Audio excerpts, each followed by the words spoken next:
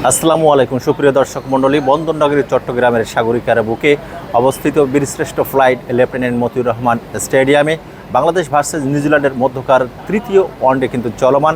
আজ সকালে টস নামের ভাগ্য পরীক্ষায় উত্তীর্ণ হয়ে নিউজিল্যান্ডের ক্যাপ্টেন টম ল্যাথাম প্রথমে ফিল্ডিং করার সিদ্ধান্ত গ্রহণ করেছিলেন এবং বাংলাদেশ প্রথমে 32 রানে 3 উইকেট হারিয়ে একটা ব্যাটিং বিপর্যয়ের মধ্যে পড়ে।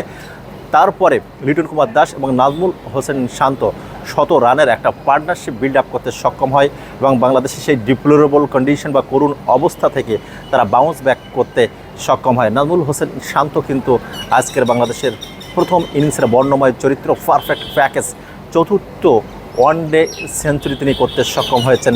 একটি পরিসংখ্যানে লাস্ট 10 ইনিংসে মিডল অর্ডারে বাংলাদেশের কোনো ব্যাটসম্যানের সেঞ্চুরি ছিল না।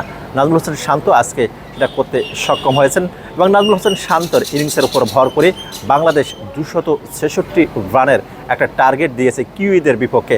নিউজিল্যান্ড পারবে কি সেই রানকে তাড়া করে জিততে এবং বাংলাদেশ পারবে কি আজকে 2-1 সিরিজ জয়লাভ করতে? একথা শুনতে হলে আপনাদের কান পাততে হবে বাংলাদেশ বেতারে।